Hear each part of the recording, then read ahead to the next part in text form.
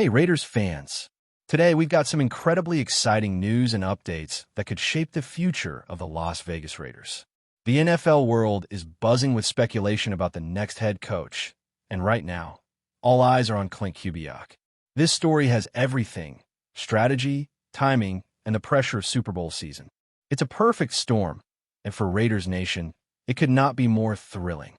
We've been waiting for clarity on this coaching search, and the pieces are finally falling into place, setting up what might be one of the most intriguing coaching decisions in recent memory. Let's start with the big picture. Clint Kubiak is the #1 target for the Raiders, the guy who has consistently topped the list ever since this coaching vacancy opened up. What makes this situation so fascinating is the timing and location of the interviews. The Raiders are scheduled to have their second and final interview with Kubiak in person, all the way in Seattle. That alone is a sign of commitment and seriousness. There was some initial speculation that these interviews could happen virtually, over Zoom or FaceTime, especially with the Super Bowl looming for Kubiak and the Seahawks. But the Raiders pushed for an in-person meeting, which is a big deal. It's a signal that they are fully invested in this candidate and willing to work around one of the most high-pressure weeks in football. Kubiak, meanwhile, is handling this with precision.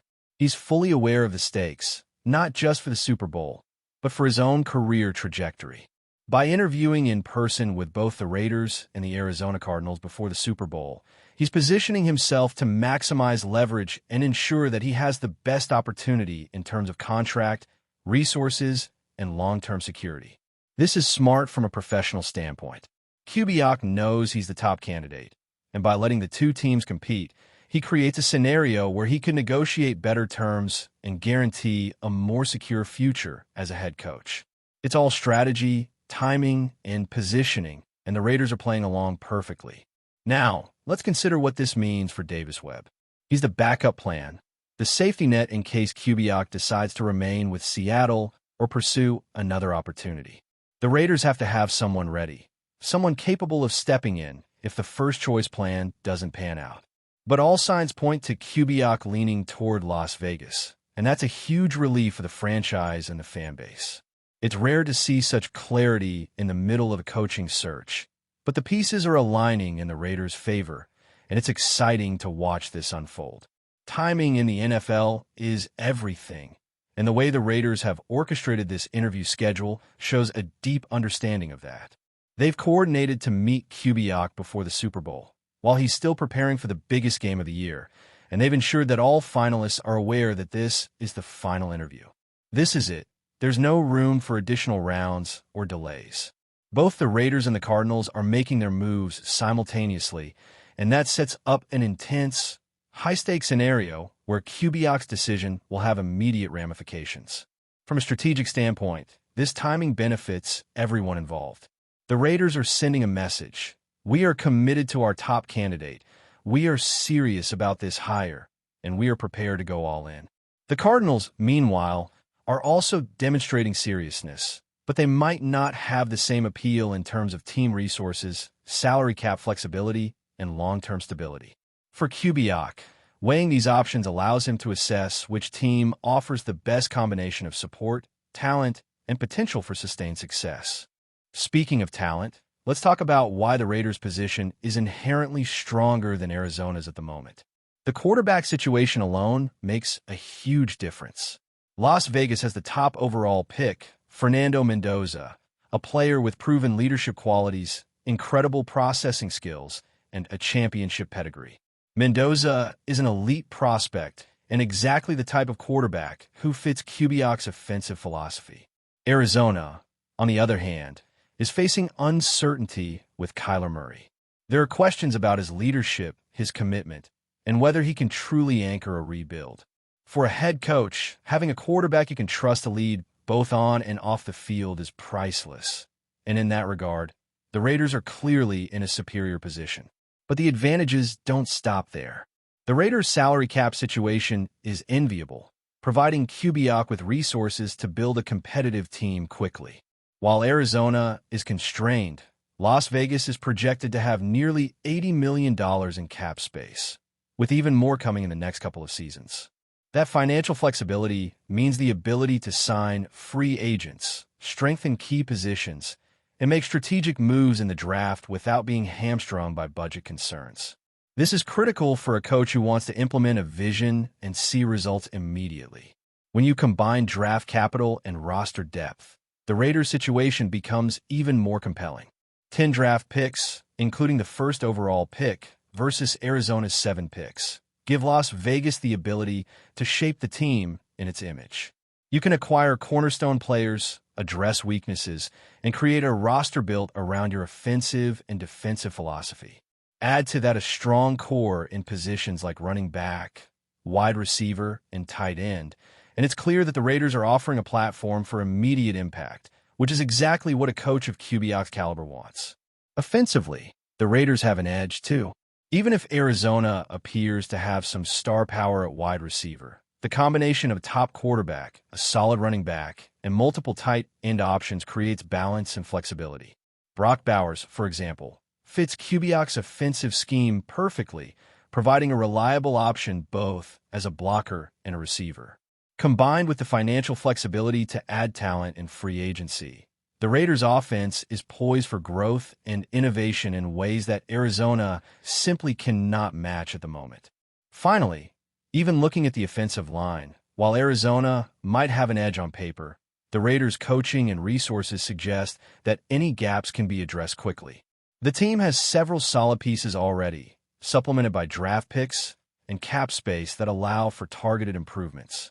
With a head coach like Kubiak, capable of developing talent and implementing complex schemes, Las Vegas becomes a much more attractive option for someone looking to succeed immediately while having long-term control over their team. Now, shifting our focus to the overall roster and what Kubiak would be inheriting, the Raiders' offensive talent is not only promising but also versatile. Starting with the quarterback, as mentioned before, Fernando Mendoza is a game-changer. He brings a combination of intelligence, accuracy, and poise that is rare for a rookie, and he's exactly the type of player Kubiak can mold into the centerpiece of his offensive system. Unlike Arizona, where uncertainty surrounds Kyler Murray's leadership and long-term commitment, Mendoza is a leader in every sense.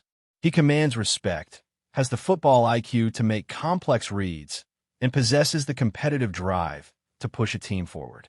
For a coach coming in to implement a detailed, high-level system, that is invaluable. The running back position in Las Vegas is equally compelling. Ashton Gentry, paired with James Conner, gives the Raiders a dynamic mix of power, speed, and versatility. Conner has proven explosiveness, though injuries have been a concern throughout his career, but having both players allows for rotation and strategic use in various offensive schemes. This depth at running back contrasts sharply with Arizona, where options are less consistent and less proven at the professional level.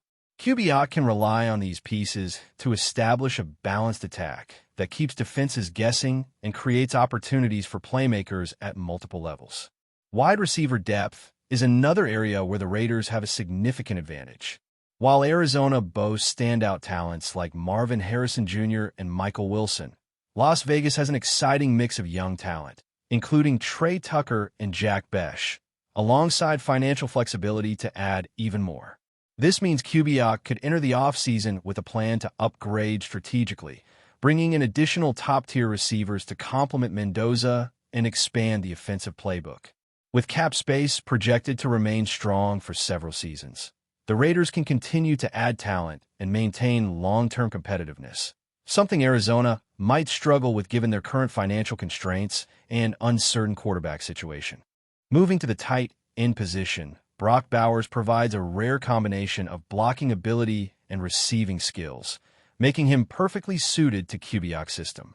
While Trey McBride in Arizona is a talented receiver, Bowers' versatility and fit within a run-heavy yet flexible scheme give the Raiders an immediate advantage.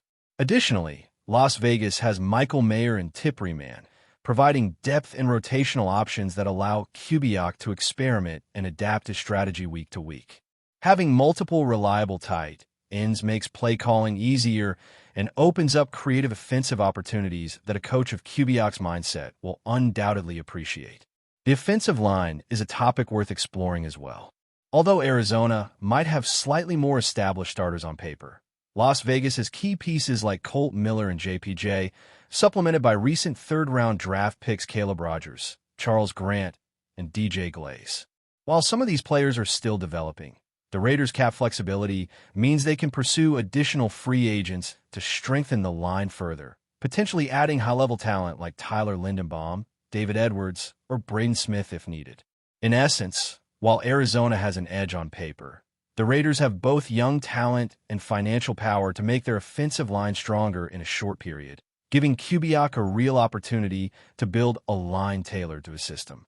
Turning to defense, it is true that Las Vegas is missing some key pieces, and Arizona might appear stronger on paper with certain veteran players. However, the Raiders outperformed Arizona last season in yards allowed per game, passing yards allowed, rushing yards allowed, and points allowed per game. That means while Arizona may have more established names, the Raiders unit has shown measurable success and improvement potential. With the right coaching staff and strategic additions, this defense can quickly become a top-tier unit, and Kubiak would have the resources to shape it according to his philosophy. Another critical factor is the draft. Las Vegas not only holds the first overall pick, but they also have 10 selections overall, including multiple early-round choices. Arizona, by contrast, only has one pick in each round, and trading Kyler Murray is unlikely to yield a first-round pick in return. That draft disparity provides Kubiak with more opportunities to acquire young, cost-controlled talent and develop a roster that aligns perfectly with his vision. In a league where building through the draft is often the most sustainable path to success, this is a significant competitive advantage. The Raiders' financial position further amplifies their attractiveness. With projected salary cap space of around $80 million and continued growth over the next few seasons, Kubiak would enter a situation where he can strategically sign free agents, retain key players, and maintain flexibility for future seasons. Contrast this with Arizona, where cap space is limited and financial flexibility is constrained, and the Raiders become the clear choice for a coach who wants to build a competitive team without compromise. This financial freedom allows for strategic investments in quarterback development, offensive weapons, defensive reinforcements, and even coaching staff enhancements, giving Kubiak unprecedented control over the roster. Culturally, the Raiders offer a unique environment. Las Vegas has a passionate fan base, a storied history, and a media market that allows for visibility without overwhelming pressure. Arizona, while a strong market, faces challenges with franchise stability, recent performance inconsistencies, and the ongoing quarterback situation. Kubiak would be walking into a team that not only offers talent and resources, but also provides the support and infrastructure necessary for a coach to implement his philosophy successfully. The combination of financial resources, roster potential, draft capital, and quarterback security makes this a coaching opportunity that few in the NFL can match. Before we continue, don't forget to subscribe to our channel and give this video a like. Your support helps us keep bringing you the latest updates on our Las Vegas Raiders. And don't be shy. Drop your thoughts on the news in the comments below. Chaos is brewing behind the shiny exterior of one of the NFL's most storied franchises. In what insiders are calling a shocking breach of trust, a leaked group chat has revealed Raiders locker room leaders openly criticizing team owner Mark Davis, calling his management amateurish and questioning the direction of the organization.